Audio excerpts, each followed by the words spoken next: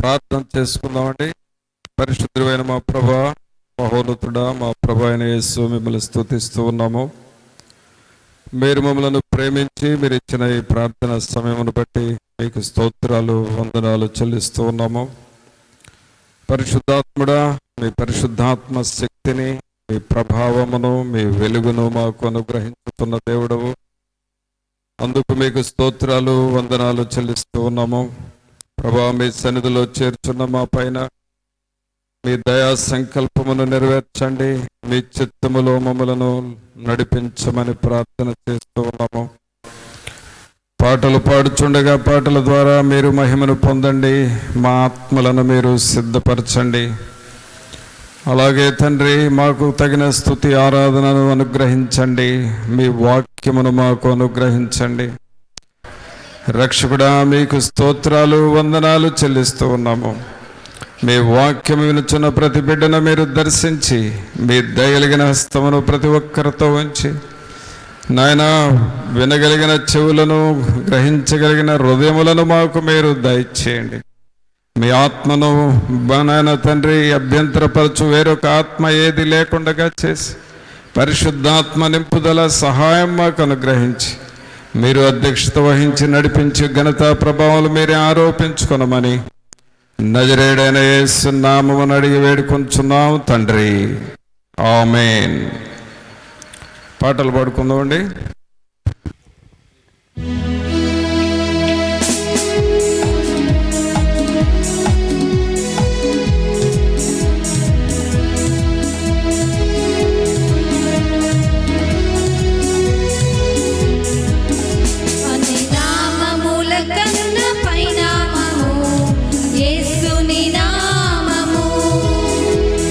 తరములకైనా కనపరచదగినది క్రీస్తు నామము. అన్ని నామముల కన్న పైనామము యేసుని నామము. ఎన్ని తరములకైనా కనపరచదగినది క్రీస్తు నామము. యేసు నామము జయం జయము, సాతాను శక్తులు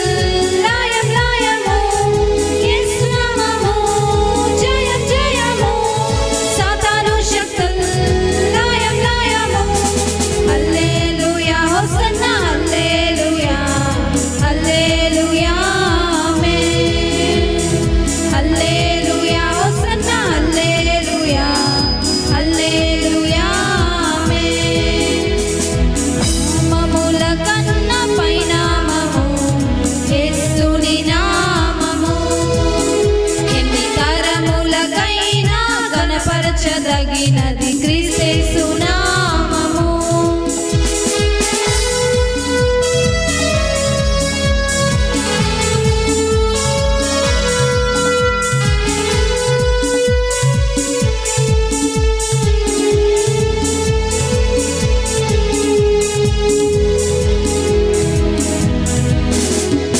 పాపముల నుండి విడిపించును యేసుని నామము.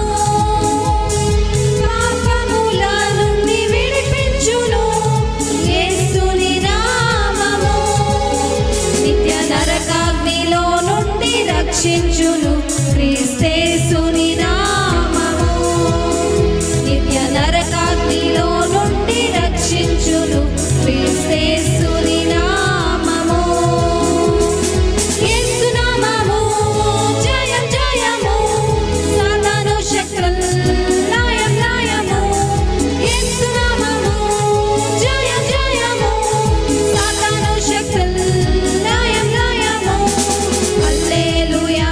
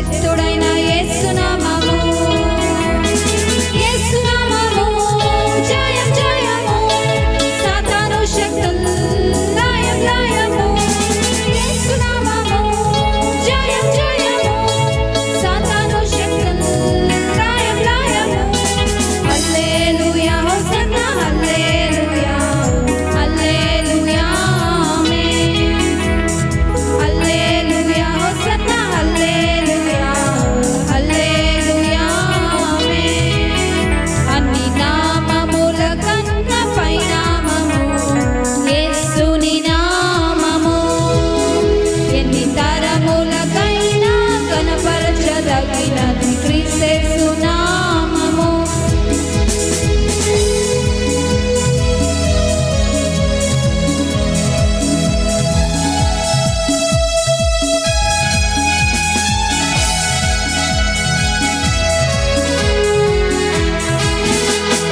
సాతానుపై అధికారమిచ్చును కలిగిన యేసునామము సాతానుపై అధికారమిచ్చును శక్తి కలిగిన యేసునామము శత్రు సమూహముపైన జయమిచ్చును జయశీలుడైన యేసునామము శత్రు సమూహముపైన జయమిచ్చును జయశీలుడైన యేసునామము యేసునామము జయం జయము సాతాను శక్తులు లయం లయము యేసునామము జయం జయము సాతాను శక్తులు లయం లయము హల్లెలూయా హోసన్నా హల్లెలూయా హల్లెలూయా ఆమేన్ హల్లెలూయా హోసన్నా హల్లెలూయా హల్లెలూయా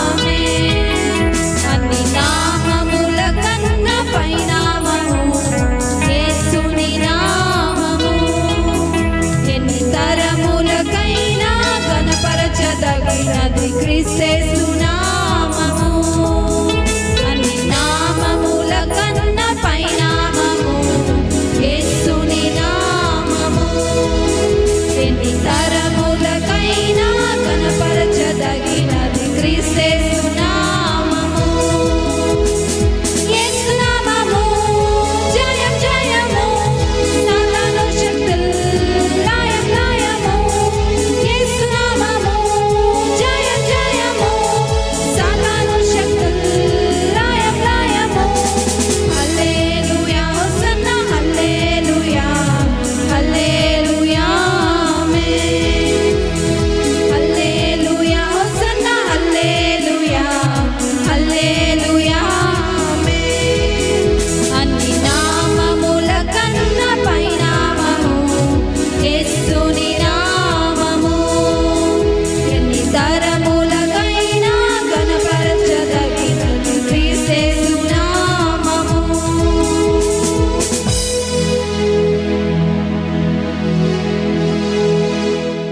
మానా మీదికి రమ్ము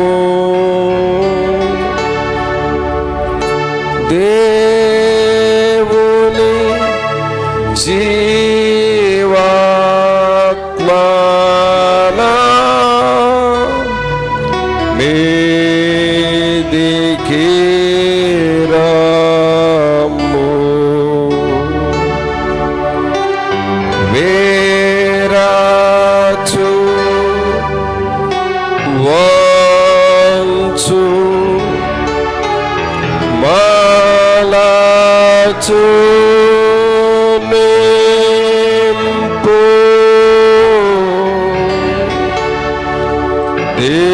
దేవుని జీవాత్మనా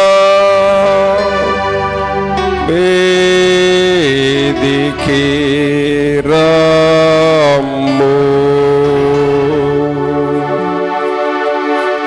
పరిశుద్ధుడైన మా ప్రభువా, మీకు స్తోత్రాలు వందనాలు చెల్లిస్తూ ఉన్నాము.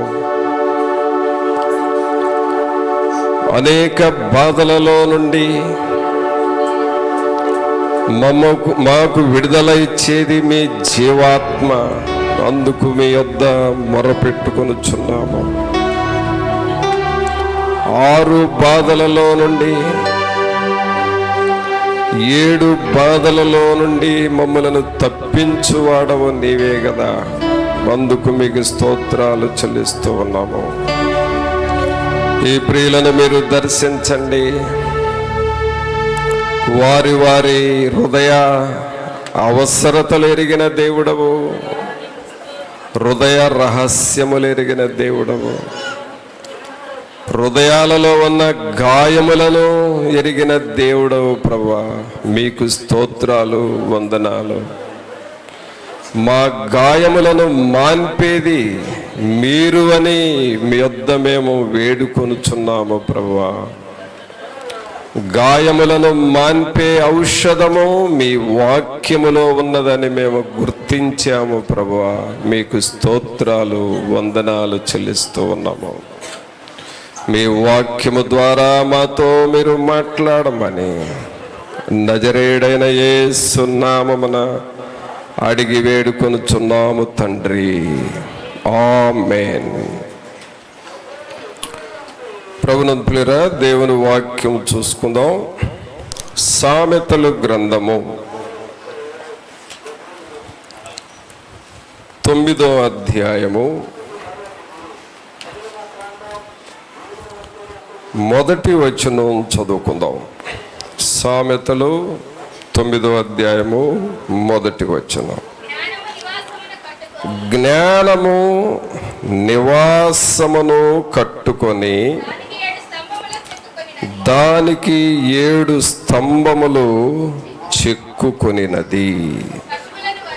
పిల్లరా, ఈ మాటను మనం జాగ్రత్తగా గ్రహిద్దాము. జ్ఞానము నివాసమును కట్టుకొని దానికి 7 స్తంభములు చెక్కుకొనినది అనగా,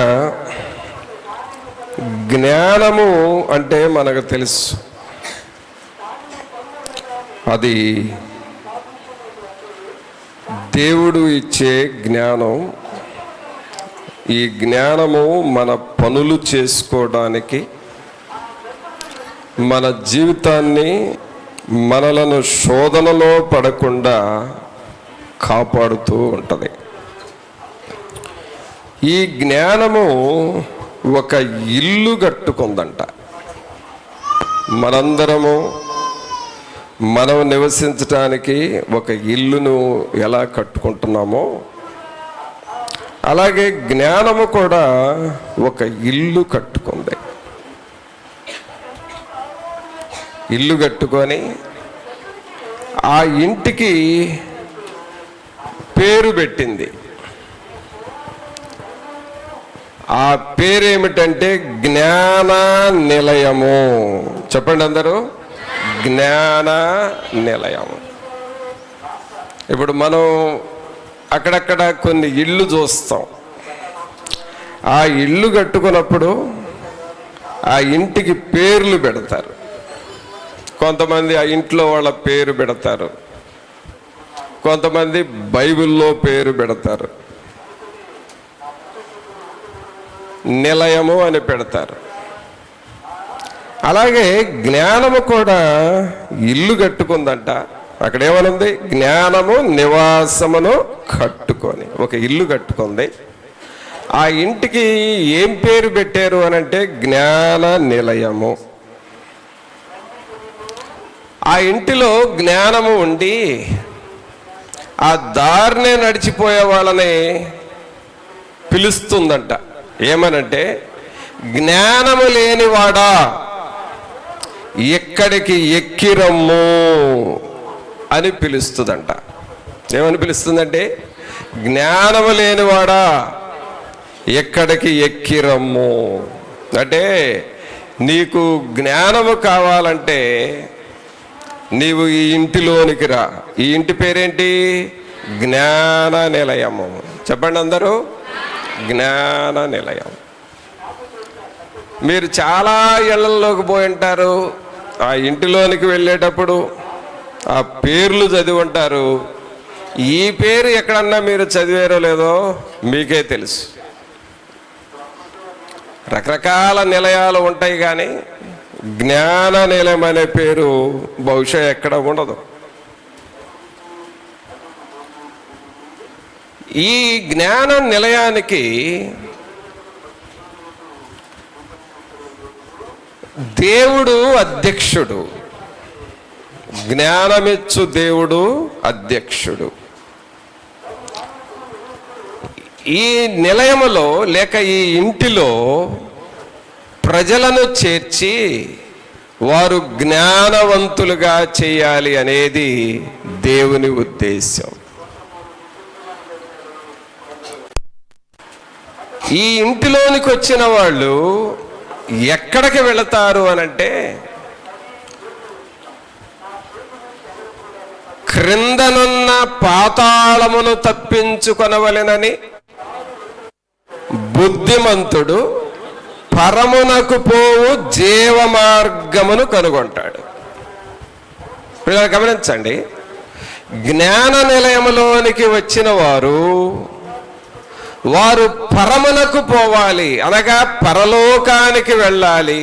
ఆ పరలోకానికి వెళ్ళాలి అనంటే ఏమి చేయాలో ఆ టీచింగ్, ఆ బోధ ఈ జ్ఞాన నిలయము అనే ఇంటిలో ఉంటది.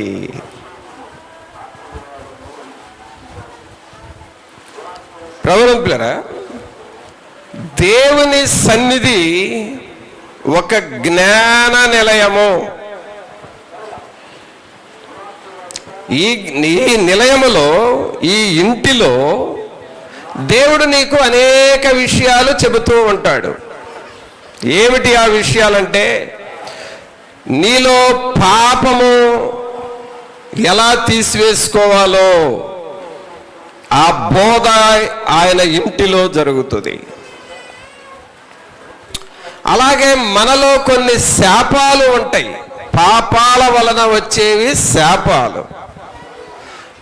ఆ శాపాలను తీసివేసుకోవాలంటే ఏం చేయాలో ఈ జ్ఞాన నిలయం అనే దేవుని సన్నిధిలో నీకు బోధించబడతా ఉంటది. అలాగే నీ జీవితము ఆశీర్వాదకరముగా మారాలి అనంటే ఏమి చేయాలో కూడా ఈ జ్ఞాన నిలయము, దేవుని సన్నిధి మనకు బోధిస్తూ ఉంటది. అలాగే పరలోకానికి వెళ్ళాలంటే ఏమి చేయాలి, నీవు ఇతరులకు ఆశీర్వాదకరంగా మారాలంటే ఎలా బ్రతకాలి, నీవు చనిపోయినా నీ ఆశీర్వాదాలు నీ పిల్లలకు వెళ్ళాలంటే ఏమి చేయాలో, ఈ విషయాలన్నీ, ఈ టీచింగ్ అంతా దేవుని జ్ఞానము మనకు బోధిస్తూ ఉంటది. అందుకనే మనమందరము పిల్లరా, మనం బ్రతికుండగానే, మనము జీవిస్తూ ఉన్నప్పుడు ఈ ఇంటిలోనికి మనం వెళ్ళి రావాలి. ఏ ఇంట్లోకి? ఏ ఇంట్లోకి చెప్పండి, అందరూ పెద్దగా చెప్పండి, చప్పట్లు కొడుతూ చెప్పండి. ఏ ఇంట్లోకి పోయి రావాలి? జ్ఞాన నిలయములోనికి వెళ్ళాలి.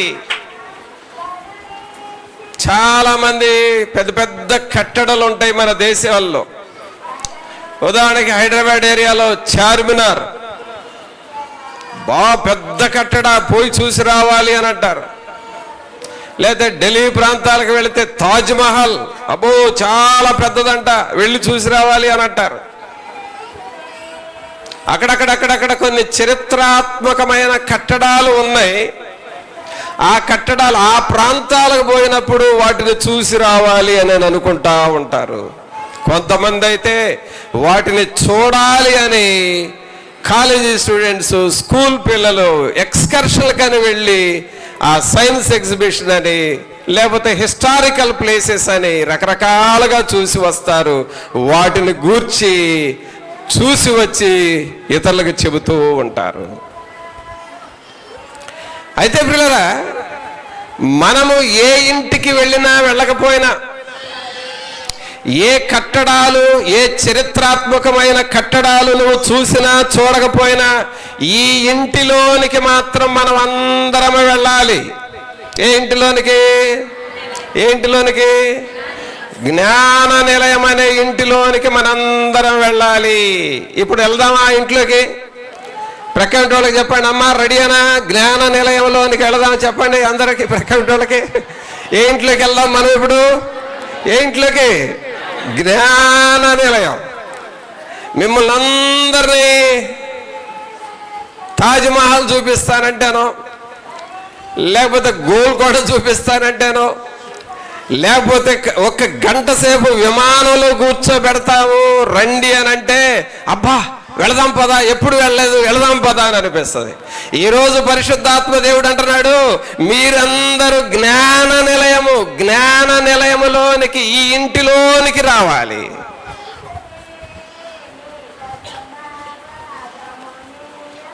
ఈ మధ్య ఒక ప్రాంతం వెళ్ళాం మేము. వెళితే ఒక ఊరు స్టేషన్లో ఆగాం. దాదాపు ఒక 20-25 మంది యవనస్తులు ఉన్నారు, అంతా మనవాళ్ళే. ఆ స్టేషన్లో ఉంటే ఈ మధ్యలో ఈ కొత్త ట్రైన్ ఒకటి వచ్చింది. మన దేశంలో ఒక కొత్త ట్రైన్ చాలా స్పీడ్గా వెళుతుంది. ట్రైన్ అంతా వేసి అంతా ఈ విమానంలో కూర్చున్నట్టుగా ఉంటుందంట ఆ ట్రైను. ఆ ట్రైన్ పేరు వందే భారత్. చూడండి అసలు ఎట్లా చెబుతున్నారో పిల్లలు. అందుకనే పిల్లల దగ్గర వెనకాల వాళ్ళు నేర్చుకోవాలి. వందే భారత్. సరే, ఆ ట్రైన్ ఏంటంటే వెళతా ఉంటుంది. ఒక్కసారి స్టార్ట్ అయింది అని అంటే ఇక దానంతటా అదే డోర్ వేసుకుంటుంది. ఎవరన్నా దిగాల్సిన వాళ్ళు ఆ టైంకి దిగకపోతే నెక్స్ట్ స్టేషన్కి వెళ్ళటమే వీళ్ళు. ఈ మాతో ప్రయాణం చేసేవాళ్ళు వీళ్ళు ఏమనుకున్నారు, ఆ ట్రైన్ చూశారు, వెళ్ళాలి ఎక్కాలి అని కొంతమంది వెళ్ళి ఎక్కారు, కొంతమంది ఫోటోలు దిగారు, కొంతమంది అబ్బా అని చెప్పి అది చూసి ఆనందించి వచ్చారు. ఎక్కడ పోయారు వచ్చారంటే, అన్నా వందే భారత్ ఎక్కి వచ్చామన్నా అంటున్నారు. అంటే మనుషులకి ఒక ఉత్సాహము, క్రొత్తవి చూడాలి వెళ్ళాలి అని. ప్రభుత్వం పిల్లరా, నేను మీకు సపోర్ట్ ఇస్తున్నాను. ఏంటంటే నువ్వు ఏది చూసినా చూడకపోయినా ఈ జ్ఞాన నిలయంలోనికి అందరు రావాల్సిందే.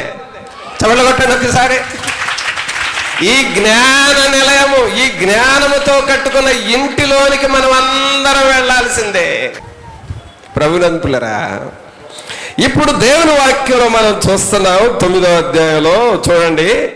జ్ఞానము నివాసము కట్టుకొని దానికి 7 స్తంభములు చెక్కుకొనినది. ప్రియులారా గమనించండి, మన భక్తి జీవితము స్థిరముగా ఉండటము కోసం ఆ జ్ఞాన నిలయము అనగా జ్ఞానము కట్టుకున్న ఇల్లు మనకు బోధిస్తుంది. దీనిలో అన్ని టీచింగ్స్ ఉన్నాయండి, అన్ని టీచింగ్స్ ఉన్నాయి. మెడికల్ కాలేజీ వాళ్ళు ఆరోగ్యాన్ని గురించే బోధిస్తారు. ఇంజనీరింగ్ కాలేజీ వాళ్ళు సైంటిఫిక్గా ఇంజనీరింగ్ విషయాలే బోధిస్తారు. బీఈడీ కాలేజీ వాళ్ళు పిల్లలకి ఎలా బోధ చేయాలో చెబుతారు. ఒక్కొక్క సెక్షన్ ఒక్కొక్కటి బోధిస్తుంది. కానీ ఈ జ్ఞాన నిలయము, ఈ దేవుని సన్నిధి నీకు అన్నీ బోధిస్తుంది. ఆరోగ్యాన్ని గురించి బోధిస్తుంది, కట్టడాలు ఎలాగో కట్టుకోవాలో బోధిస్తుంది, నీ కుటుంబాన్ని ఎలా కట్టుకోవాలి బోధిస్తుంది, నీ పిల్లల్ని ఎలాగో పెంచాలో బోధిస్తుంది, నీ ఇంటిలో కరువు పోవాలి, క్షేమం రావాలంటే ఏం చేయాలో బోధిస్తుంది, నీకు ఆశీర్వాదం రావాలంటే ఏం చేయాలో బోధిస్తుంది. Everything Bible is teaching. ప్రతిదీ దేవుని వాక్యము బోధిస్తూ ఉన్నది. అందుకనే పిల్లరా, ఈ బైబిల్ టీచింగ్లోనికి, ఈ జ్ఞాన నిలయములోనికి మనమందరము లోపలికి వెళ్ళాలి. ఆమేన్. దేనిలోకి వెళ్ళాలి? ఇప్పుడు మనందరం లోపలికి వెళ్ళాలి. ఈ ఇల్లు ఏమిటి, ఎలా కట్టారు, ఈ ఇంటిని దేనితో కట్టారు అని అంటే 2వ లైన్ చూడండి. దానికి 7 స్తంభములను 7 స్తంభములు చెక్కుకొనినది. ఎన్ని స్తంభాలు ఉన్నాయి అంట? పిల్లర్స్. ఎన్ని పిల్లర్స్ ఉన్నాయి? 7 పిల్లర్స్ ఉన్నాయి. పిల్లరా, నీ ఇల్లు మంచి కట్టడముగా, నీవు భూలోకములో ఆశీర్వాదకరముగా, పరలోకములో కూడా నువ్వు చేరాలి అనంటే ఆ 7 స్తంభాలు ఏమిటో తెలుసుకొని, ఆ 7 పిల్లర్స్, ఆ 7 స్తంభాలు ఏమిటో తెలుసుకొని వాటి ప్రకారం నీవు జీవిస్తూ ఉంటే ఈ జ్ఞాన నిలయములో, ఈ దేవుని నివాస స్థలములో మనం చేరగలము. మనలో ప్రతి ఒక్కరము కూడా ఈ దేవుని నివాస స్థలములో చేరాలి అనేది దేవుని ఉద్దేశం. ఇప్పుడు ఎన్ని స్తంభాలు కట్టుకుందంట? ఎన్ని పిల్లర్స్ ఉన్నాయండి? జ్ఞాన నిలయానికి ఉన్న పిల్లర్స్ 7 పిల్లర్స్, 7 పిల్లర్స్. లేదా గమనించండి, బైబిల్లో 7 అనే నంబర్ హోలీ నంబర్కి గుర్తు, పరిశుద్ధమైన సంఖ్య. 7 అనే నంబర్ దేవుని నంబర్.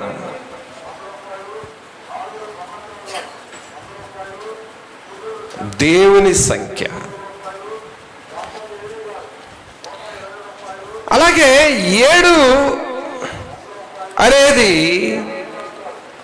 మరి బైబిల్లో చాలాసార్లు ఉంటా ఉంది. అందుకనే వారములో దేవుడు 7 రోజులను ఏర్పాటు చేశాడు. 7 రోజులు అది దేవుని సృష్టికి గుర్తు. అలాగే ప్రకటన గ్రంథంలో చూస్తే 7 సంఘాలు ఉన్నాయి. అవి 7 అనేది సంఘానికి గుర్తు. అలాగే సృష్టిని చూస్తే దేవుడు 7 కాలములను ఏర్పాటు చేశాడు. అది మన కాలానికి గుర్తుగా ఉంది 7 అనేది.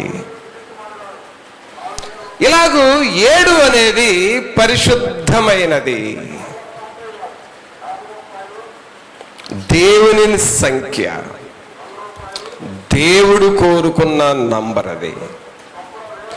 ఇప్పుడు ఈ 7 స్తంభాలు ఏమిటి అని చూస్తే, మొదటి స్తంభము, ఈ 7 స్తంభాల్లో మొదటి స్తంభం ఏంటో చూద్దాం. దేవుని వాక్యంలో 3వ అధ్యాయం తీయండి. సామెతల గ్రంథము 3వ అధ్యాయము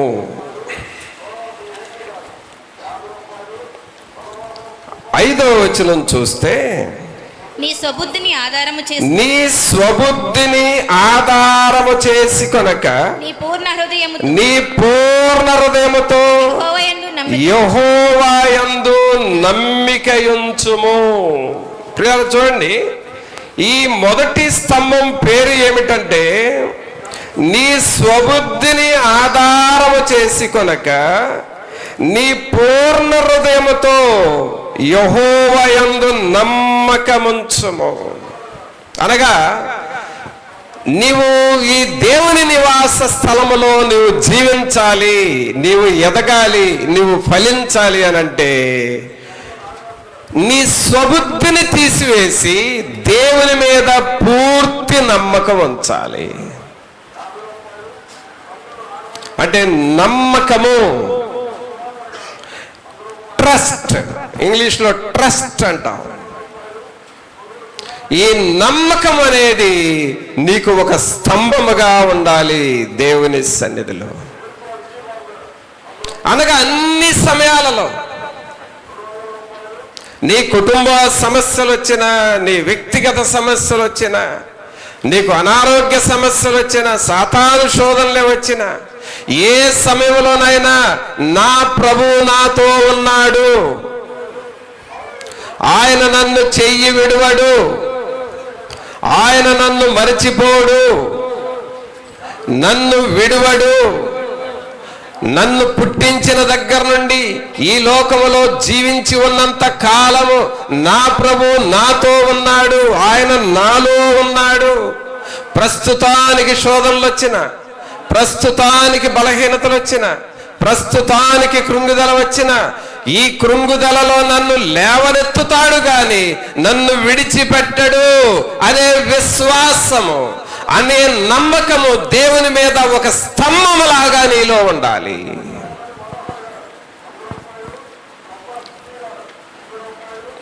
అబ్రహాముకి దేవుని మీద అలాంటి నమ్మకం ఉన్నది. దానియేలుకు దేవుని మీద అలాంటి నమ్మకం ఉన్నది. యెహోషువకు దేవుని మీద అలాగ నమ్మకం ఉన్నది. సోదరుడా సోదరి, ఈ జ్ఞాన నిలయములో, దేవుని నివాస స్థలములో నీవు అభివృద్ధి చేయాలి అంటే నీవు దేవుని మీద నమ్మకం ఉంచాలి. అటు ఇటు నీ నమ్మకం ఊగకూడదిక. లోకం వైపు చూడకూడదు, దేవుని వైపే చూడాలి. అపోస్తలుడైన పౌలు గారు వెనుకున్నవి మరచి ముందున్న గురి వద్దకే నేను వెళ్ళుచున్నాను అని చెప్పిన రీతిగా దేవుని మీద అలాగ విశ్వాసం ఉంచాలి.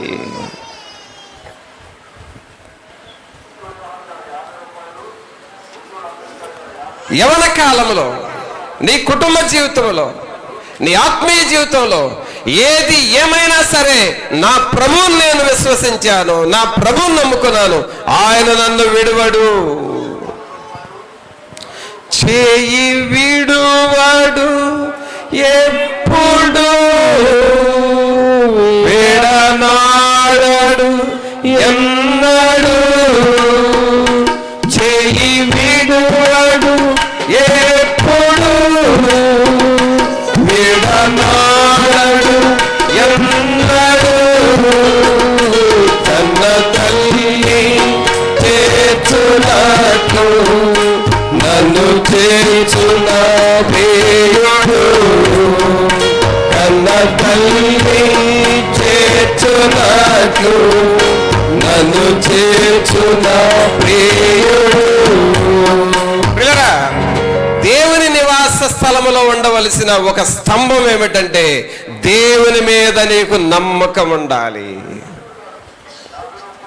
అబ్రహామును గురించి రాయబడిన మాట ఏమిటంటే అబ్రహాము దేవుని నమ్మెను, అంతే. అబ్రహాము దేవుని నమ్మెను. నోవహు ఓడ కడతా ఉన్నప్పుడు ఆ ఊర్లో వాళ్ళు, ఆ చుట్టుపక్కల వాళ్ళు అందరూ అన్నారంట, ఏంటండి నోవహు గారు, ఎందుకు ఇంత పెద్ద ఓడ కడుతున్నావు, ఏంటి నీకు చాలా మంది, నోవహు పెద్దోడయ్యాడు, ముసలోడయ్యాడు, మతిపోయింది, మతిపోయి ఓడ కడుతున్నాడు అని అనుకుంటున్నారయ్యా, ఎందుకయ్యా ఇంత ఓడ కడుతున్నావు అని అనేవాళ్ళు అంట నోవహుని. అప్పుడు నోవహు చెప్పిన మాట ఒకటే ఒకటి, దేవుని నేను నమ్మాను, దేవుడు కట్టమన్నాడు, నేను కడుతున్నాను.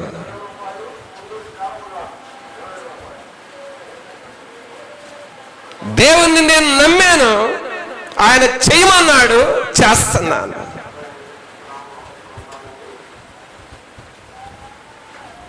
సోదరుడా సోదరి, నీవిప్పుడు దేవుని మీద ఉంచిన విశ్వాసము, అబ్రహాము దేవుని మీద విశ్వాసం ఉంచితే నీతిమంతుడిగా మారాడు, నోవహు దేవుని మీద విశ్వాసం ఉంచితే జలప్రళయములో నుండి తప్పించబడ్డాడు. ఈ రోజున దేవుని మీద ఒక స్తంభములాగా ఆయన మీద నువ్వు ఉంచే విశ్వాసము, ఆయన మీద నువ్వు ఉంచే నమ్మకము నిన్ను గొప్ప జలప్రళయం నుండి, రాబోయే శోధనలో నుండి ఆయన నిన్ను విడుదల చేసి గొప్పవానిగా చేస్తాడు. ఒక విశ్వాసం ఉంచాలి.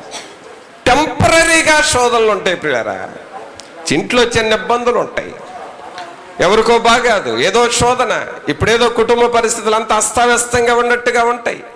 పరిస్థితులన్నీ ఏంటా ఎంత ప్రార్థన చేసినా చివరికి ఏంటో నా పరిస్థితి ఎలా అయిపోతుంది, అసలు నేను ఎటుపోతున్నాను, ఏమైపోతున్నాను అని అన్నట్లుగా ఉంటది.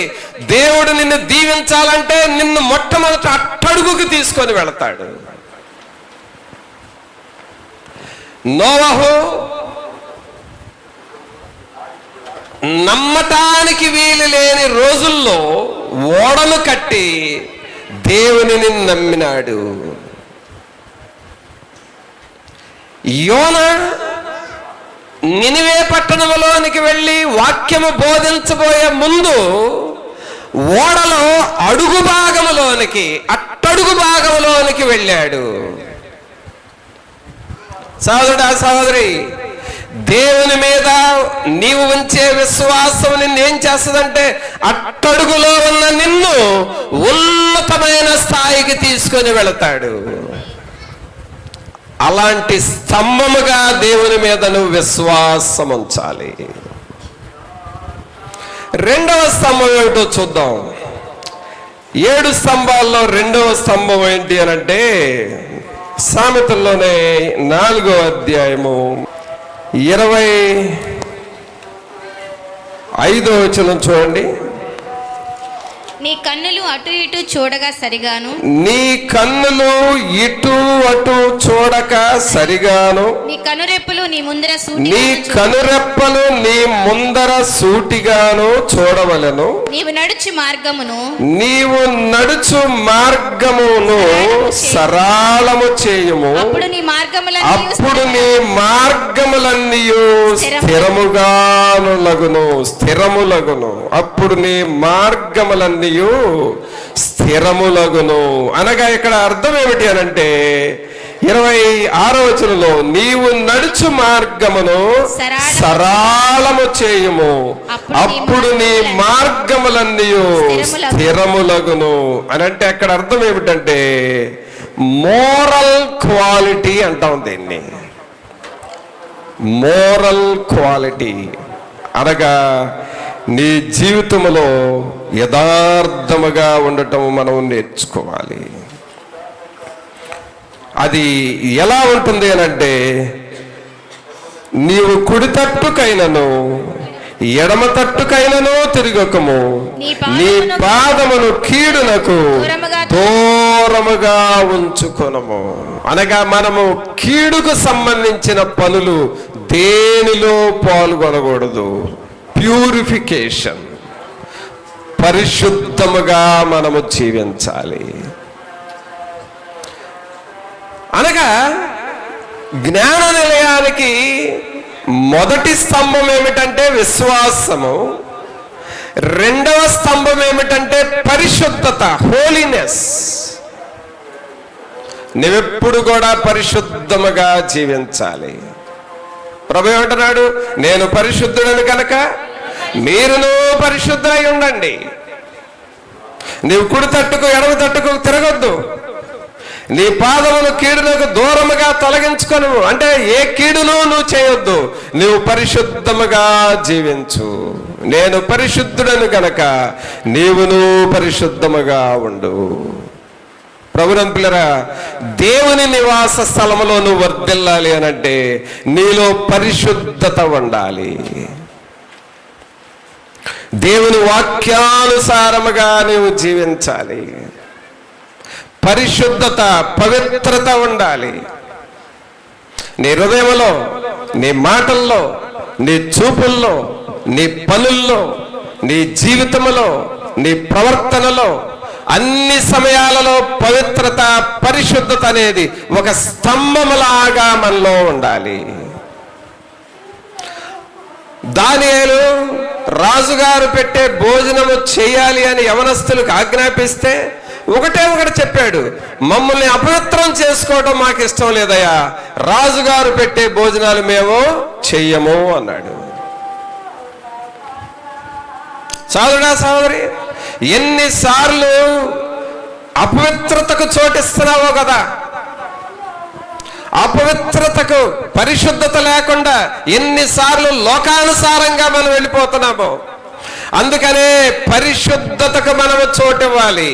దేవుని ఆరాధన చేస్తున్న మనం దేవునిని స్తుతిస్తున్న మనం పరిశుద్ధులముగా ఉండాలి. పరిశుద్ధతను అనుసరించి మనం నడుచుకోవాలి. ఎప్పుడు కూడా నువ్వెక్కడున్నా సరే, స్కూల్లోకి వెళ్ళినా నేను పరిశుద్ధంగా బ్రతకాలి అనుకోవాలి. కాలేజీకి వెళ్తున్నావా, నేను పరిశుద్ధంగా దేవుని కొరకు జీవించాలి అని నువ్వు జీవించాలి. నువ్వు కుటుంబంలో ఉన్నావా, ఒంటరిగా ఉన్నావా, ఆఫీస్కి వెళ్ళావా, పరిశుద్ధముగా నేను ఉండాలి.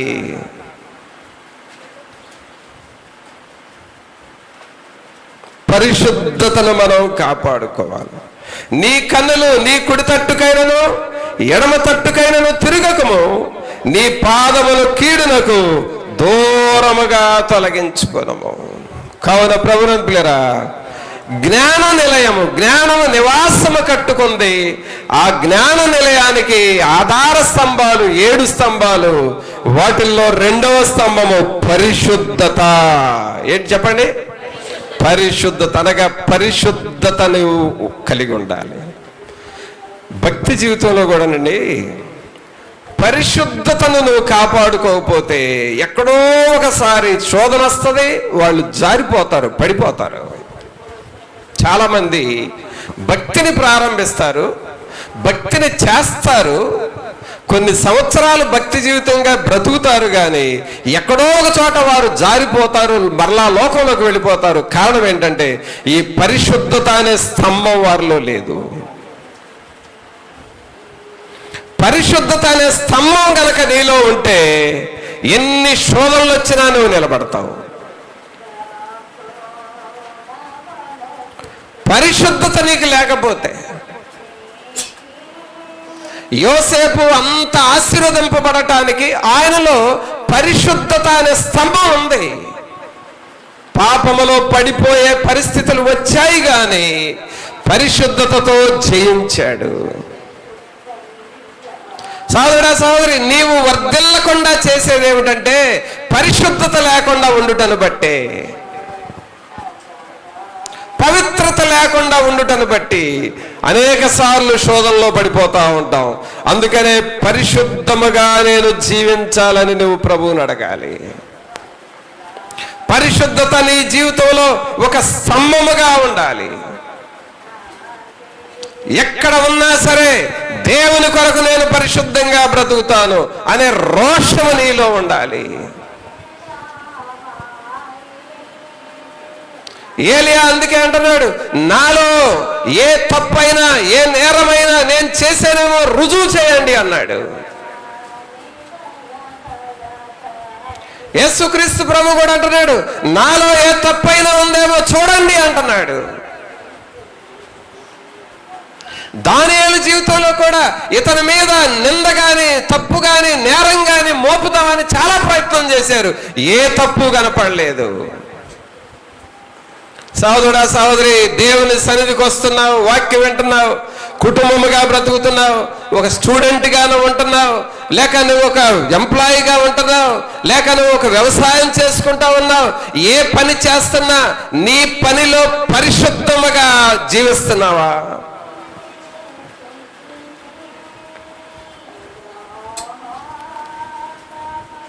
సమయలు ఎవని యొద్ద అన్యాయముగా నేనేమైనా తీసుకున్నానా రుజువు చేయండి అని అన్నాడు. నువ్వు ఒక పని చేస్తే లోపం ఉండకూడదు. నీ ఆఫీసులో కూడా ఫలానా వాడు చేస్తున్నాడు అని అంటే లోపము లేదు, యథార్థంగా ఉన్నాడు అని చెప్పాలి. అది పరిశుద్ధత అనే స్తంభం నీలో ఉందని అర్థం.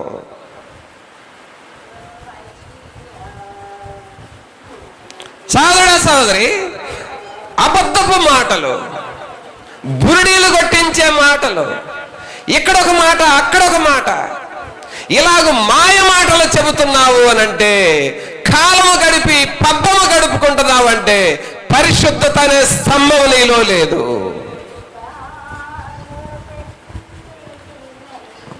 పరిశుద్ధత అనే స్తంభము నీకు రావాలి.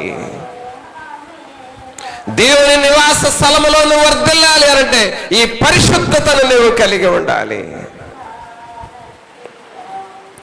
అలాగూ ప్రభు పరిశుద్ధుడు, ఆయన భక్తులైన వారు పరిశుద్ధత నేర్చుకున్నారు. మరి అలాగూ మనం ముందుకు సాగాలి. తర్వాత మూడవ స్తంభం చూద్దాం. మొదటి స్తంభం పేరేంటి?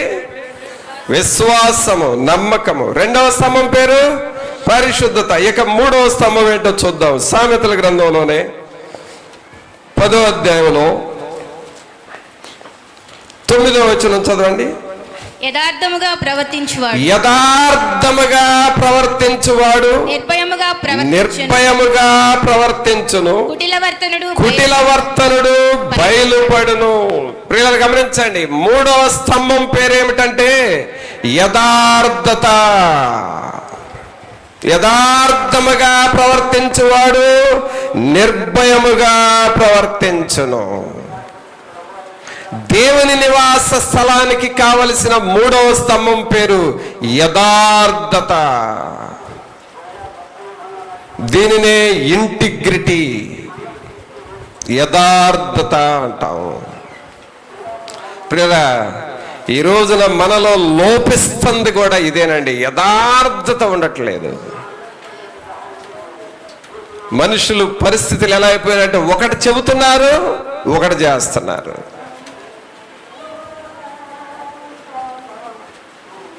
సంఘములో ఒకటి వింటున్నావు, బయటికి వెళ్ళి ఇంకొకటి చేస్తున్నావు.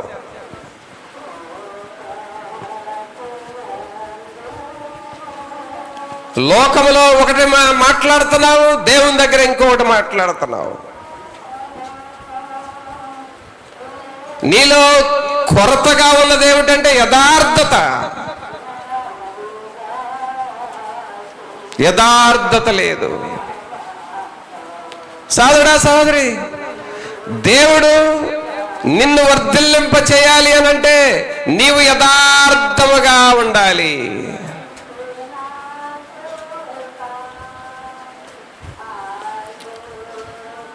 మారు మనసు పొందకముందు ఏమిటయా మీ పాపాలు అని అడిగితే ఏవేవో చేస్తా ఉంటారు. ట్రైన్లో టికెట్లు లేకుండా ఎక్కిన సందర్భాలు ఉంటాయి.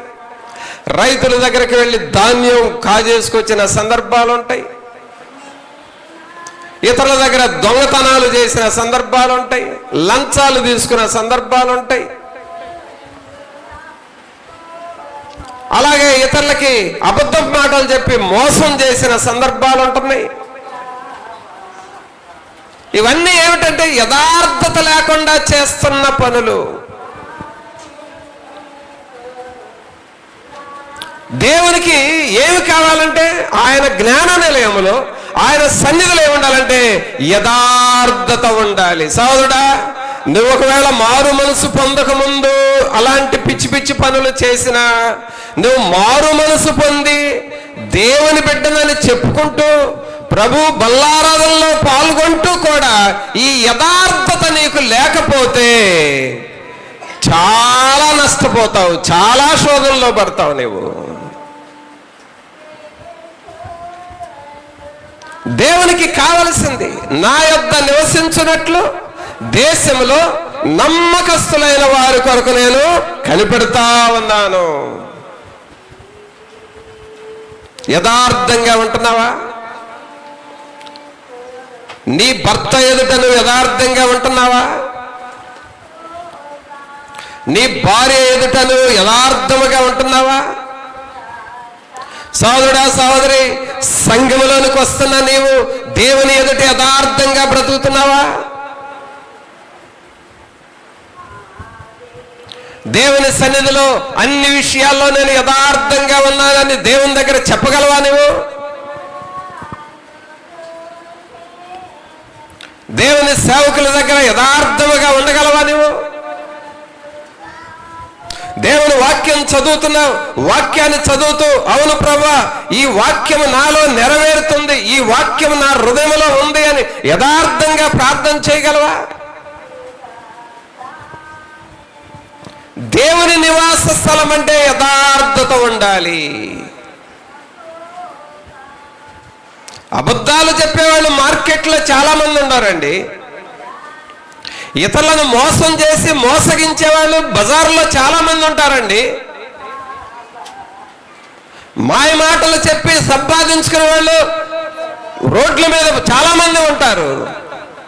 కానీ దేవుని సన్నిధిలో, ఆయన నివాస స్థలములో నీవు ఆశీర్వాదకరంగా ఉండాలంటే, నీవు పరలోకానికి చేరాలి అనంటే యథార్థత అనేది నీ మాటలో ఉండాలి, నీ పనిలో ఉండాలి, నీ సమస్త విషయాల్లో ఉండాలి.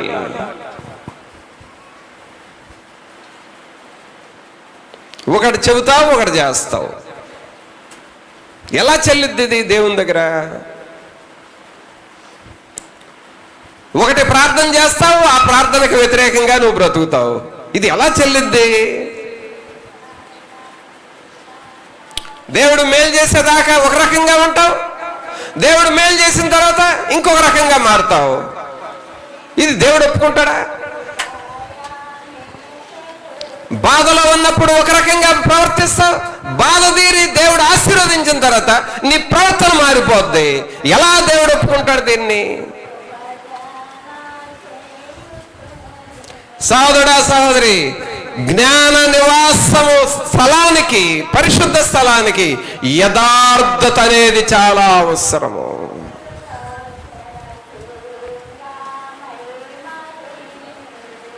అకుల ప్రిస్కిల్లాలు దేవుని సేవలో యథార్థంగా ఉన్నారు. నమ్మకమైన వానికి దీవెనలు మెండు అని వాక్యం సెలవిస్తా ఉంది. సోదరుడా, సోదరి, నీవు ప్రస్తుతానికి ఏదో ప్రతిఫలం ఆశించి టెంపరీగా మోసం చేయడానికి అలవాటు పడుతున్నావేమో, ఇది నీకు శాశ్వతమైన నష్టాన్ని తెస్తుంది. ఒక పాపానికి అలవాటు పడి, ఒక తప్పుడు పనులకు అలవాటు పడి, ఏదో పర్వాలేదులే పబ్బం గడుస్తుందని అనుకోబాకు, అది పర్మనెంట్గా నీకు నష్టాన్ని తెస్తుంది. నీవు యథార్థత ఉంటే ప్రస్తుతానికి నీకు నష్టమైన రేపు భవిష్యత్తులో నిన్ను ఆశీర్వాదకరంగా మారుస్తుంది. యథార్థత అనేది కావాలి మనలో. ఏ పనన్నా చెయ్యి, కరెంటు పని చేయి, ఎలక్ట్రికల్ పని చేయి, టాపీ పని చేయి, కార్పెంటర్ పని చేయి, వ్యాపార పనులు చేయి, ఒక ఇన్స్టిట్యూట్ నడుపుకో, ఒక ఆఫీసులో ఉండు, ఏదైనా నువ్వు పని చేయి. కానీ ఏ పని చేసినా ఆ పనిలో నువ్వు యథార్థతను చూపించాలి. సోదరుడా, సోదరి, నీ జీవితంలో, నీ మాటల్లో యథార్థత అనేది స్తంభములాగా ఉంటే అక్కడ దేవుడు నిలబడి నిన్ను దేశానికి ఆశీర్వాదకరంగా మారుస్తాడు. మోషే అలాగు నిలబడ్డాడు, యోసేపు అలాగు నిలబడ్డాడు, దానియేలు అలాగు నిలబడ్డాడు, పౌలు గారు అలాగ నిలబడ్డాడు, దావీదు అలాగ యథార్థంగా నిలబడ్డారు. వీరందరూ మూల స్తంభాలుగా మారిపోయారండి దేవుని వాక్యంలో, బైబిల్ గ్రంథంలో. మన జీవితాల్లో యథార్థతను కాపాడుకోనండి. నీ మీద ఎవరు చెకింగ్ ఇన్స్పెక్టర్ ఉండరు. నీ మనస్సాక్షి నువ్వు కాపాడుకోవాలి. నేను యథార్థంగా ఉన్నానా? నేను యథార్థంగా మాట్లాడుతున్నానా? నా మాటలు యథార్థంగా ఉన్నాయా? నీకు నువ్వే చెక్ చేసుకొని, ప్రార్థన చేసుకొని, ఒకవేళ యథార్థత లేకపోతే క్షమించమని అడిగి, తర్వాత నిన్ను నువ్వే మార్చుకుంటూ, దిద్దుకుంటూ దేవునికి నువ్వు లోబడితే, యథార్థతను నువ్వు కాపాడుకుంటే అది నీ ఫ్యామిలీకి, రాబోయే తరాలకు ఆశీర్వాదకరంగా ఉంటుంది. సోదరుడా, సహోదరి, యథార్థతను నేర్చుకోనండి. యథార్థముగా బ్రతకండి. యథార్థతను నీ జీవితంలో, నీ ఇంటిలో ఉండేటట్లుగా చూసుకోండి. నువ్వు ఏ పనైనా సరే, ఏమి చెప్పావో అది చెయ్యి, అంతే. నీకు చేతగాని పనిని చెప్పొద్దు, నీవు చేయలేని పనిని చేస్తానని చెప్పొద్దు, నీవు చెప్పిన పనిని చేయకుండా ఉండొద్దు.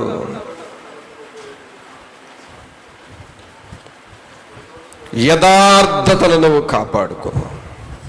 కాబట్టి మూడవ స్తంభం పేరేమిటి? యథార్థత ఉండాలి. ఇక మిగిలిన కొంచెం స్పీడ్గా వెళ్ళాలి, టైం అయిపోతుంది. నాలుగవ స్తంభం ఏంటో చూద్దాం. అపొస్తలుల కార్యములు తీయండి. అపొస్తలుల కార్యములు 20వ అధ్యాయము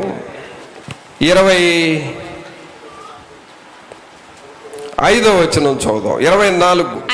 అయితే దేవుని కృపా సువార్తను గురించి సాక్ష్యమిచ్చుటయందు నా పరుగును నేను ప్రభువైన యేసు వలన పొందిన పరిచర్యను తుదముట్టింపవలెనని నా ప్రాణమును నాకెంత మాత్రమును ప్రియమైనదిగా ఎంచుకొనట లేదు. ఇదిగో దేవుని రాజ్యమును గురించి ప్రకటించుచు నేను మీ మధ్య సంచరించుచుంటిని.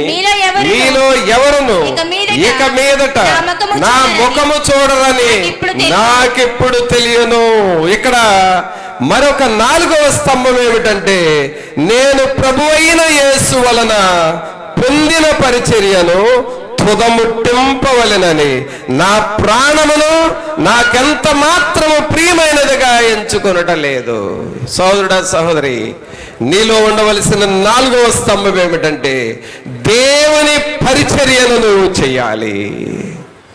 ఏం చేయాలండి? అందరూ మీ కుడి చేయి పైకి లేపి చెప్పండి. ఏం చేయాలి మనందరము? దేవుని పరిచర్యను చేయాలి. ఆయన పరిచర్య చేయటం అనేది నీకు ఒక స్తంభముగా ఉండాలి. సోదరుడా, దేవుని నివాస స్థలములో నువ్వు వర్ధిల్లాలంటే ప్రతి సమయంలో నువ్వు దేవుని పరిచర్య చేయి. ఎక్కడున్నా సరే, నువ్వు లేడీ అయినా సరే, జంట అయినా సరే, నువ్వు చిన్నపిల్లలు అయినా, యవనస్తులు అయినా, వృద్ధులు అయినా, ఎవరికి తగ్గ పని వారికి దేవుని పని ఉంది. దేవుని పరిచర్య మీరు చేయండి.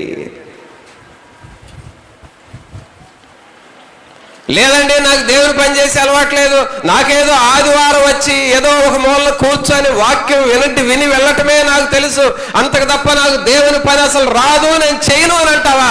దేవుని ఆశీర్వాదం పోతుంది నీకు. నీకు తగ్గ పని నువ్వు దేవుని చేయాలి. మందిరాలు కట్టే విషయాల్లో నువ్వు చేయగలిగినంత పని దేవునికి చేయాలి. నువ్వు దేవుని సేవ విషయాల్లో ఇప్పుడు ఈ ఫాస్టింగ్ ప్రేయర్స్ పెట్టుకున్న తర్వాత ప్రతి ఊర్లో దేవుని సువార్త ఎంతో మందికి చెబుతున్నావు, ఎంతో మందికి ప్రార్థన చేస్తున్నావు, ఎంతో ప్రయాసపడుతున్నావు. నిద్ర ఉండలేదు, రాత్రుల ప్రయాణాలు, కొన్ని సమయాల్లో చాలా ఇబ్బందులు ఉంటాయి. నీవు దేవుని సేవకుడితో నిలబడాలన్న ఆశ ఉందా నీలో? మాకెందుకులేండి, ఆయన సేవ ఆయన చేసుకుంటాడు, బోధించుకుంటాడు, ప్రార్థించుకుంటాడు, జనాలకి దయ్యాలుంటే పోగొట్టుకుంటాడు, ఆయన అంతటా ఆయనే పోతా ఉంటాడు. నాకెందుకంట అని నువ్వు ఒక పెద్ద చైర్ వేసుకొని, ఫ్యాన్ వేసుకొని ఇంట్లో కూర్చుంటున్నావా?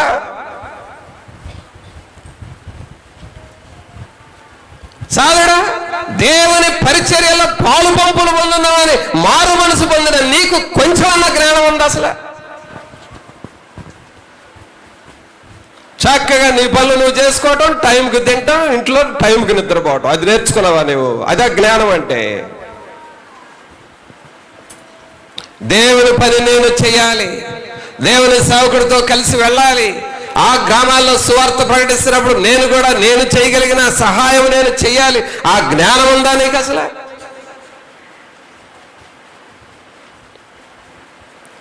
దేవుని రాజ్యానికి ఒక స్తంభం ఏమిటంటే దేవుని పరిచర్యను చేయాలి. పౌలు గారు అంటున్నాడు, ఈ పరిచర్యను తుదముట్టింపవలెనని నా ప్రాణాన్ని కూడా నేను లెక్క చేయలేదు. ప్రాణాలు బలి చేసిరి, ప్రభునంత సేవించిరి. ప్రాణాలు బలి చేసిరి, ప్రభునంత సేవించిరి. సింహాల చేతుల పైకి కరణ వరకు పడండి అందరూ.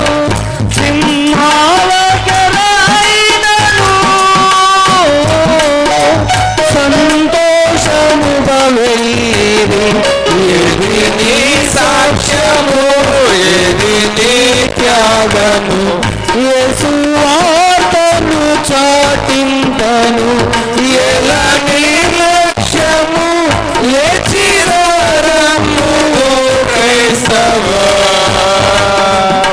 ఏం చేశారంట? ప్రాణాలు బలి చేశారు, ప్రభునెంతో సేవించారు. ఒకసారి ఒక యవనస్తుడిని, అబ్బాయి పలానా చోటకి మీటింగ్కి వెళదాం రాయా అని కబురు చేస్తే, అన్నా నాకు పని ఉందన్నా రాలేనన్నా అన్నాడు. సరే అని చెప్పి వేరే వాళ్ళని తీసుకువెళ్ళా. వేరే సహోదరుడితో అంటాడంట,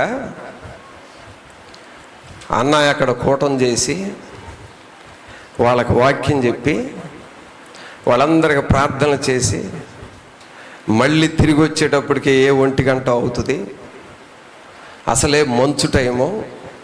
ఆ మంచు టైంలో నేను ఎక్కడ అన్నయ్యతో వచ్చేది, నేనేమో నిద్రకుండలేను, అందుకని నేను రానని చెప్పాను అంటాడంట. ఎట్టటి వాళ్ళతో దేవుని రాజ్యం భలే గట్టబడిద్ది.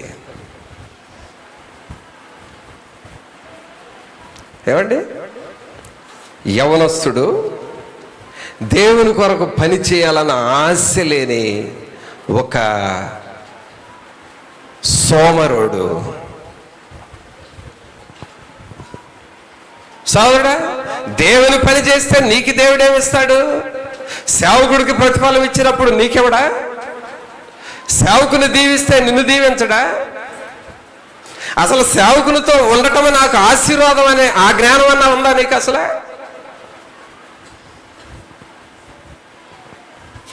పరిశుద్ధ గ్రంథములు ఆదివారం మోసుకొని మందిరానికి వస్తే అదే గొప్ప. దేవుని పని చేద్దామని ఏమి అనిపించలేదా నీకు? అసలు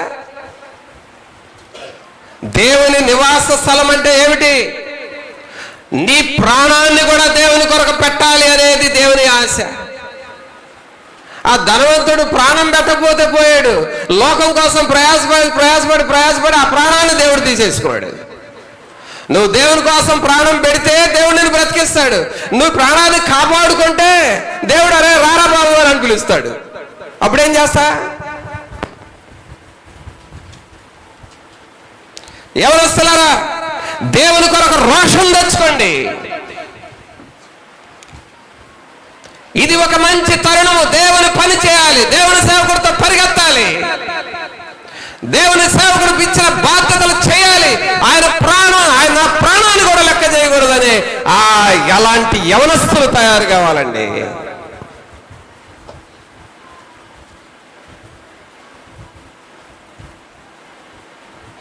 ఆడిటోరియంలో కొంతమంది పైన కూర్చుంటారు. ఈ స్టేజ్ మీద ఏం జరుగుతుందో పైనుండి చూస్తూ ఉంటారు. ఇక వాళ్ళు దిగరు, ఇక్కడ ఏమన్నా చేయాలంటే సహాయం చేయరు. ఆడిటోరియంలో పైన ఏంటది గ్యాలరీ అంటారు కదా, ఆ గ్యాలరీలో కూర్చొని చూస్తూ ఉంటారు. ఏం జరుగుతుంది, ఏ ఊర్లో ఏం జరుగుతుంది, ఎక్కడేం చెప్పాడు, ఇవన్నీ గ్యాలరీలో ఉండి చూసే మాటలు అన్నమాట. ఇలాంటి వాళ్ళు ఉపయోగమా దేవునికి? ఇలాంటి వాళ్ళు దేవుడు వాడుకుంటాడా?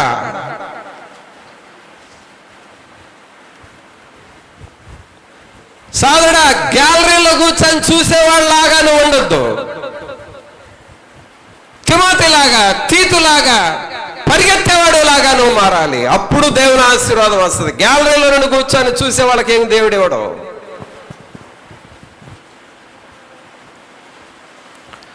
దేవుని నివాస స్థలము. నీవు పరిచర్యను ఒక స్తంభములాగా చేసుకోవాలి. సాక్ష్యం చెప్పడానికి వెళ్ళొచ్చు, కరపత్రాలు పంచడానికి వెళ్ళొచ్చు, ఒక కుటుంబాన్ని దర్శించి ప్రార్థన చేయడానికి వెళ్ళొచ్చు, ఒక చోట మీటింగ్ జరుగుతుంటే 4 ఆత్మలు తీసుకురావచ్చు, నీ సాక్ష్యం చెప్పొచ్చు. ఏదో ఒకటి చెయ్యాలి. నీవంటూ దేవుని దగ్గరకు వస్తున్నావంటే నీవంటూ ఏదో ఒకటి చెయ్యాలి.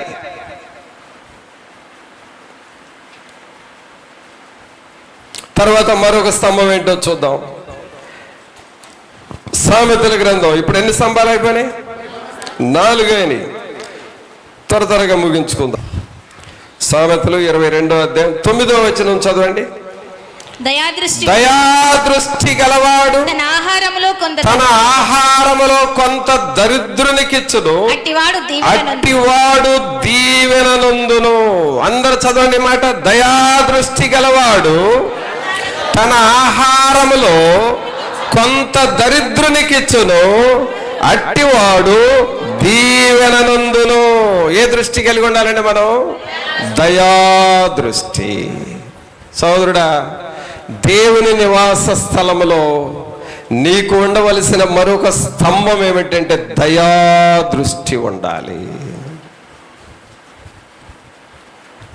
దేవుని పనిని జరుగుతున్నప్పుడు దేవుడు నన్ను ఎంతో ఆశీర్వదించాడు, నేను దేవుని కొరకు ఏదైనా చెయ్యాలి, నా వంతుగా నేను దేవుని పనిని చెయ్యాలి, నా వంతుగా పరలోకములో ఫలము పొందాలంటే దేవుని పని పట్ల దయాదృష్టి నాలో ఉండాలి. సోదరుడా, సోదరి, నీ హృదయములో ఈ దయాదృష్టి అనేది ఉంటేనే దేవుని స్తంభముగా నువ్వు మారతావు. నా వరకు నేను ఏదైనా చేయాలి. విలియం కాల్గేట్ అనే వ్యక్తి ఆ కాల్గేట్ పేస్ట్ కంపెనీని ప్రారంభించి ఆ వచ్చుతున్న వాటితో, ఆయనకు రాబడితో దేవుని ఆలయాలు కట్టి దేవుని సేవకులు తయారు చేసి మిషనరీల్ని ప్రపంచంలో అనేక దేశాలకు పంపించాడు విలియం కాల్గేట్. దయాదృష్టి. కొంతైనా చేయంగను, కొంతైనా చేయంగను, కోరిక కలిగి సాక్ష్యము, ఇది నీ త్యాగము, యేసు వార్తను సాగింపను, ఇలా నిర్లక్ష్యము లేచిరారము క్రైస్తవ. ఏ కోరుకుంటానంటండి? కొంతైనా చెయ్యాలి. దయాదృష్టి. బీదల ఎడల ఏదో ఒకటి చెయ్యాలి, విధవరాండ్రకి ఏదో ఒకటి చెయ్యాలి, దేవుని కొరకు ఏదో ఒకటి చెయ్యాలి, దేవుని మందిరం కొరకు ఏదో ఒకటి చెయ్యాలి, దేవుని రాజ్యం కొరకు నేను ఏదో ఒకటి చెయ్యాలి. ఆ ఆరాటం, ఆ కోరిక నీలో ఉంటే నీవు దేవుని నివాస స్థలంలో వర్ధిల్లుతావు. ప్రియులారా, దయాదృష్టి అనేది కూడా ఒక మంచి స్తంభం. అది దేవుని మనసు. బేదలైన మీరు ధన్యులు, పరలోక రాజ్యము వారిది. ఎందుకు అనంటే ఆ దయాదృష్టి దేవునిలో ఉన్నది. తర్వాత స్తంభం. ఇప్పటి వరకు ఎన్ని స్తంభాలు చూసాం? ఒకటి నమ్మకం, దేవుని మీద విశ్వాసం ఉంచాలి. రెండవ స్తంభం పేరు పరిశుద్ధత అనే స్తంభం ఉండాలి. మూడవ స్తంభం యథార్థత అనే స్తంభం ఉండాలి. నాలుగవది దేవుని పరిచర్యను నువ్వు చేయాలి. ఐదవ స్తంభం పేరు దయాదృష్టి ఉండాలి. ఇక ఆరవ స్తంభం చూద్దాం. సామెతల గ్రంథం 10వ అధ్యాయము. సామెతలు 10వ అధ్యాయము 11వ వచనం చదవండి. నీతిమంతుని నోరు జీవపు ఓట. అందరూ ఈ మాట చెప్పండి. నీతిమంతుని నోరు జీవపు ఓట. మరలా పెద్దగా చెప్పండి. నీతిమంతుని నోరు జీవపు ఓట. అంటే అర్థం ఏంటంటే, నీ నోరు ఎప్పుడు మాట్లాడినా నీతిమంతునిలాగా మాట్లాడాలి. ఎలా మాట్లాడాలి? ఎలా మాట్లాడాలి? ప్రక్క ఉంటే వాళ్ళతో చెప్పండి. ఇప్పుడు అయ్యా మనము అను, అమ్మ మనము. ఎలా మాట్లాడాలి? నీతిమంతులముగా మాట్లాడాలని చెప్పండి. ఎలా మాట్లాడాలి? నీతిమంతులుగా, నీతిమంతుల మాటలు మాట్లాడాలి. అంతేగాని పొగరబట్టిన మాటలు మాట్లాడకూడదు, లెక్కలేని మాటలు మాట్లాడకూడదు. తృణీకరించే మాటలు మాట్లాడకూడదు. ఒకళ్ళతో నాకేంటంట అన్నట్లుగా మాట్లాడకూడదు. నీవు దేవుని సన్నిధిలో స్తంభముగా ఉండాలంటే నీతిమంతుని మాటలు. ఒక స్త్రీ పాపం చేస్తా ఉంది. ఆ ప్రజలందరూ ఆమెను పట్టుకొచ్చారు, యేసుక్రీస్తు ప్రభు దగ్గర నిలబెట్టారు. ఓ దేవా యేసయ్యా, ఈ స్త్రీ పాపం చేయటం చూసి మేము పట్టుకొచ్చాం. మోషే ధర్మశాస్త్రం ప్రకారము ఈమెను రాళ్లతో కొట్టి చంపాలని వాక్యంలో ఉంది. ఇదిగో మేము రాళ్ళు తీసుకొచ్చాం, ఆమె మీద వేస్తాం, ఆమెను చంపుతాం అని ప్రభువుతో అన్నారు. ప్రభు వారితో ఏమి మాట్లాడకుండా నేల మీద రేలితో ఏదేదో రాస్తున్నాడు. ఆ రాసే మాటలు చదివి ఆ రాళ్ళు చేతిలో ఉన్నవాళ్ళు, ఉద్రేకంగా చేతిలో రాళ్ళు ఉన్నవాళ్ళు ఆ రాళ్ళన్ని క్రింద పడేసి వెళ్ళిపోయారు. అందరూ వెళ్ళిన తర్వాత ఈ స్త్రీతో అంటున్నాడు, అమ్మా నీ మీద ఎవరు రాళ్ళు వేయలేదా? చాలా మంది ఉద్రేకంగా రాళ్ళు తీసుకొచ్చారు కదా నీ మీద కొట్టి చంపాలని. నీ మీద ఎవరు రాళ్ళు వేయలేదా అని అన్నప్పుడు ఆ తల్లి అంటుంది, అయ్యా ఎవరూ రాయి వేయలేదు.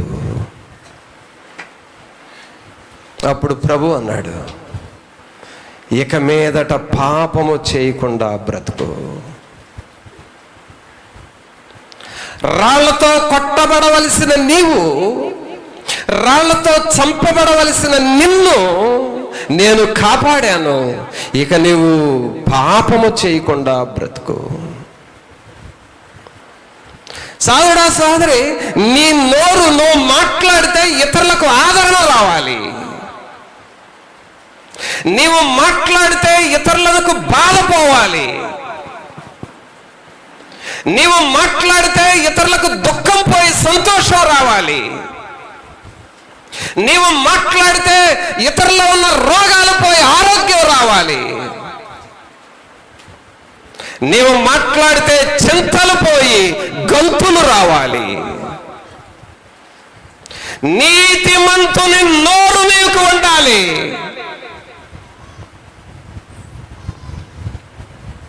ఈ నీతిమంతుని మాటలు నీకు ఉండాలి. ఈ మాటలు దేవుని సన్నిధిలో స్తంభముగా ఉండాలి.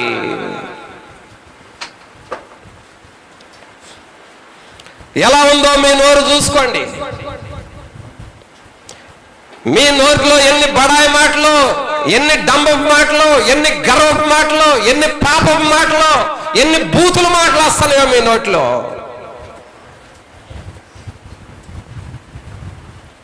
దేవుని వాక్యం చెబుతుంది, నీ నోటికి చిక్కలు పెట్టుకో. సోదరుడా, నీ నోటితో మాట్లాడే పాపాలు, పాపపు మాటలు నీ జీవితానికి శాపాలు తెస్తున్నాయి, రోగాలు తెస్తున్నాయి, శోధనలు తెస్తున్నాయి. నీ మాటలు నిన్ను ఉచ్చుల్లోనికి తీసుకొని వెళతాయి. నోరు మారాలి. ఏం మారాలి? ఏం మారాలి? నోరు మారాలి అంటే ఉదయం టూత్ పేస్ట్తో బాగా తోమాలి. అంతేనా? అంతేనా?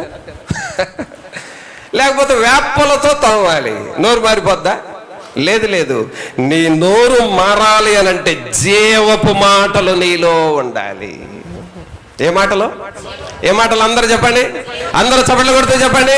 ఏ మాటలు మీలో ఉండాలి? జీవపు మాటలు, యేసయ్య మాటలు, జీవం కలిగిన మాటలు, ప్రేమ కలిగిన మాటలు, దయ కలిగిన మాటలు, క్షమాపణతో కూడిన మాటలు. తండ్రి వీరేమి చేయుచున్నారు, వీరెరుగురు గనక వీరిని క్షమించుము. ఇశ్రాయేలు పాపం చేస్తా ఉంటే దేవునికి ఇశ్రాయేలు మీద కోపం వచ్చేస్తే మోషే ఇక నువ్వు తప్పుకో, వాళ్ళ సంగతి నేను చూసుకుంటాను అన్నప్పుడు మోషే అన్నాడు, అయ్యా వీళ్ళ మీద నువ్వు కోప్పడి శిక్షించేటట్లయితే జీవ గ్రంథంలో నుండి నా పేరు తుడిచివేయి. అదేంటి మోషే అలా అన్నావు ఏంటి? నీ జీవ గ్రంథంలో నీ పేరు లేకపోతే ఇంకెవరి పేరు ఉంచదా? అంతే. ఇశ్రాయేలు నువ్వు శిక్షించాలనుకుంటే నా పేరు తుడిచివేయి. జీవపు మాటలు. జీవపు మాటలు మనుషులను జీవింపచేస్తాయి. ఈ దేవుని వాక్యము నిన్ను జీవింపచేస్తుంది. ఈ దేవుని వాక్యం నిన్ను బ్రతికిస్తుంది, నీకు ఆయుష్ను పెంచుతుంది. అలాంటి నోరు నీ దగ్గర ఉందా? చెక్ చేసుకో. నీతిమంతుని నోరు జీవపు ఊట. మరి ఇది ఒక స్తంభముగా ఉండాలి. నువ్వెప్పుడు నోరు తెరిచిన కపటం మాటలు మాట్లాడద్దు. చాడీలు, ఓరక ఇతరుల మీద చాటుగా ఓరక రోషం వచ్చేటట్లుగా వాళ్ళ విశ్వాసాన్ని చెదరగొట్టే మాటలు చెబుతారు. వాళ్ళకి దేవుని మీద ఉన్న నమ్మకం విరిచేసే మాటలు చెబుతారు. ఇతరుల మీద బాధ కలిగేటట్టుగా, కొన్నిసార్లు తోటి సహోదరుల మీద అనైక్యతను తెచ్చే మాటలు. నీ నోరు అగ్నిలాగా, అగ్ని అడవిని తగలబెట్టినట్టు నీ నోరు ఆత్మల్ని చెడగొడుతుందయా.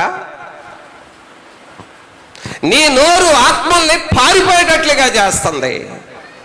నీ నోటిలో అన్య అగ్ని ఉన్నది, అన్య అగ్ని.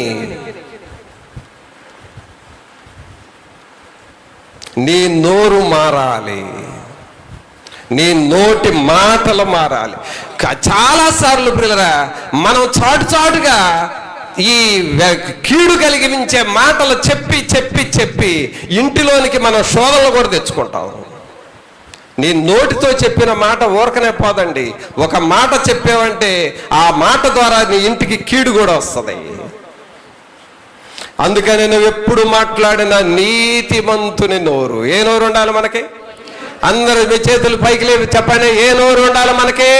నీతిమంతుని నోరు. అబ్రహాము లాంటి నోరు, మోషే లాంటి నోరు, దావీదు లాంటి నోరు, పౌలు గారు లాంటి నోరు, పేతురు లాంటి నోరు. సోదరుడా సోదరి, ఈ నోరు నువ్వు సంపాదించుకోవాలి. ఇది దేవునికి ఒక స్తంభములాగా ఉండాలి. ఇక చివరిది, ఇప్పటి వరకు ఎన్ని స్తంభాలు చూసాం? మరలా రండి. 1 విశ్వాసం అనే స్తంభం, 2 పరిశుద్ధత అనే స్తంభం, 3 యథార్థత అనే స్తంభం, 4 దేవుని పరిచర్య అనే స్తంభం, 5 దయాదృష్టి అనే స్తంభం, 6 నీతిమంతుని నోరు, అంటే ఇతరులకు ఆదరణ కలిగే నోరు నీకు ఉండాలి. 6 స్తంభాలు అయిపోయినాయి. ఇప్పుడు ఎన్నో స్తంభంలోకి వెళుతున్నాం? 7వ స్తంభంలోకి వెళుతున్నాం. ఈ 7వ స్తంభం ఏమిటంటే 22వ అధ్యాయం తీయండి. సామెతల గ్రంథం 22వ అధ్యాయము 11వ వచనం. హృదయ శుద్ధిని ప్రేమించుచు దయగల మాటలు పలుకువానికి రాజు స్నేహితుడగును. చూసారా? హృదయ శుద్ధిని ప్రేమించుచు దయగల మాటలు పలుకువానికి రాజు స్నేహితుడగును. అనగా రాజును స్నేహంగా చేసుకోవాలి. ఎవరిని స్నేహంగా చేసుకోవాలండి? రాజును నీ స్నేహితుడుగా చేసుకోవాలి. రాజు ఎవరు? యేసయ్య. ఆ యేసయ్యను నువ్వు స్నేహంగా, అబ్రహాము స్నేహితుడిగా ఉన్నట్లుగా మనము కూడా యేసయ్య నీతో ఉంటా, నీతో నా కాలం గడుపుతా, నీతో స్నేహం చేస్తా, నీ సన్నిధిలో ఉంటా, నీ సన్నిధిలో ప్రార్థిస్తా, నీ పరిచర్య చేస్తా, నువ్వు చెప్పినట్లుగా చేస్తా, నేను నీ స్నేహితుడయ్యా అని రాజును నువ్వు స్నేహంగా చేసుకోవాలి. అది నీ స్తంభం అయి ఉండాలి. సోదరుడా సహోదరి, ఈ 7 స్తంభాలు నీవు ఆచరిస్తే నీ నివాస స్థలము వర్ధిల్లుతుంది. అందుకని మొదటి వాక్యం ఏం చదివాం? జ్ఞానము నివాసము కట్టుకొని దానికి 7 స్తంభములను చెక్కుకున్నది. ఈ 7 స్తంభాలు నా జీవితంలో నెరవేర్చబడాలని అడుగుతావా? ప్రార్థన చేసుకుందాం. 1 నిమిషం ప్రభు సన్నిధిలో మన హృదయాలు మనం పరిశీలించుకొని, ప్రభా, ఈ 7 స్తంభాలు గురించి నాతో మాట్లాడారు. నా జీవితం ఇలాగ మారితే ఎంత ఆశీర్వాదకరముగా నేను ఉంటాను ప్రభా. నా జీవితం ఎంత వర్ధిల్లుతుంది నాయన. అయ్యో, దేవుని పరిచర్యను నేను ప్రేమించాలి కదా, నాకెందుకులే అని సోమరదానిగా నేనుంటే నాకేమీ మీరు ఆశీర్వాదం ఇస్తారు ప్రభా. అయ్యో, దేవుని సేవలో ఒక్క రోజన్నా కష్టపడదామనే మనస్సు లేకుండా సుఖానికి అలవాటు పడిపోయిన నాకు ఏమి ఫలితం ఇస్తారు ప్రభా? మీ కొరకు నేను పరిచర్యను నా ప్రాణం పెట్టుటకైనా నేను వెనకాడనని పౌలు గారు అన్నాడే. ఈ 7 స్తంభాలు నేను కట్టుకోవాలి ప్రభా. ఈ 7 స్తంభాల మీద నేను జ్ఞాన నిలయములో ప్రవేశించాలి అని నువ్వు ప్రభువుని అడుగుతావా? పరిశుద్ధమైన మా ప్రభా, మీకు స్తోత్రాలు వందనాలు చెల్లిస్తూ ఉన్నాము. మహోన్నతుడా, మహాగరుడా, మా ప్రభు అయిన యేసు, ఈ ప్రియులను మీరు దర్శించి వీరిని ఒక్కొక్కరిని మీరు కనికరించండి నాయన. ఈ 7 స్తంభములు అనేవి మా జీవితానికి పునాదులు లాంటివి, పిల్లర్స్ లాంటివి ప్రభువా. ఇవి మేము కట్టుకుంటే, వీటిని మేము ఏర్పాటు చేసుకుంటే మా యొక్క జీవితం బహుగా వర్ధిల్లుతుంది కదా ప్రభువా. అట్టి మనస్సు ప్రతి ఒక్కరూ కలిగి ఉండువారుగా చేయండి. దేవుని యొక్క నివాస స్థలములో ఈ 7 స్తంభాలను కలిగి దేవుని జ్ఞానముతో నింపబడి బిడ్డలుగా ప్రతి ఒక్కరిని చేయమని నజరేయుడైన యేసు నామమున అడిగి వేడుకొనుచున్నాము తండ్రి. మన తండ్రి అయిన దేవుని ప్రేమ, కుమారుని కృప, పరిశుద్ధాత్ముని యొక్క సన్నిధి ఇప్పుడు నెల్లప్పుడు మనందరికీ తోడుగా ఉండి సహాయము చేయను గాక. ఆమేన్. మంచిది పిల్లరా, అందరికీ వందనాలు.